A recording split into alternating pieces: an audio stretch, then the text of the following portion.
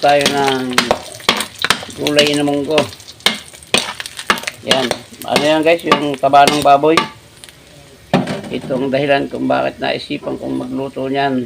May natira akong taba dun sa sinaing na isda. Ayan, babawasan natin ang konting mantika at napakarami. Ito na guys, ang tunay niyang sahog. Baboy din. Yan, hindi ko lagyan ng mga hipon-hipon yan at masakit pa yung paa natin guys. Yan, gulay na munggo ang menu natin sa gabing ito.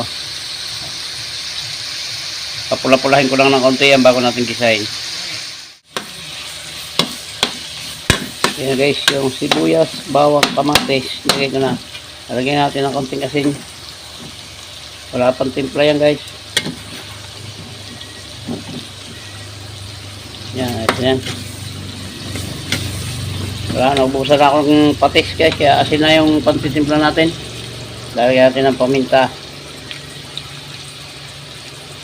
Yun o. Yan, papalambutin na natin ng konti yan bago natin ilagay yung munggo. Yan guys, lalagyan natin ng pampalasa at ilalagay na natin yung munggo.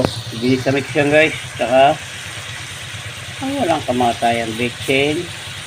Yun o. Yan, nalagyan natin guys yung munggo. Yan guys, yung ating munggo nakalagay na. Maya lalagyan natin yung siling dyan, siling pamaksay pagkulo niyan, at sa huli ay yung dahon ng dahon ng ampalayang ligaw. Yan guys, kumulo na, lalagyan natin yung ating sili at mamaya yung dahon ng ampalayang ligaw. Pakuloy lang natin ng maigi at medyo may bula-bula pa. Yan ang gusto ko sa munggo guys, yung medyo may medyo malabnaw lang. Ayaw ko nung malapot na susuya ako. Parang hindi papasok. Yan, ganyan lang guys ang gusto ko. May sabaw-sabaw. Yan, okay na yan guys. Lalagay natin yung dahon ng ampalaya. At maya-mayang kaunti ay papatayin na natin ito at tatakpan natin. Masarap yung dahon ng ampalaya, yung hindi siya masyadong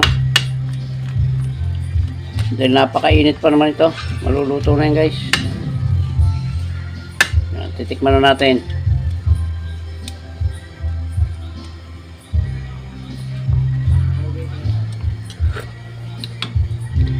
Sarap.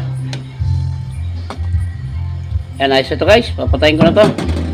Muli po ay maraming salamat sa inyo sa pagsama sa akin sa pagluluto ng gulay na munggo. Ayan guys.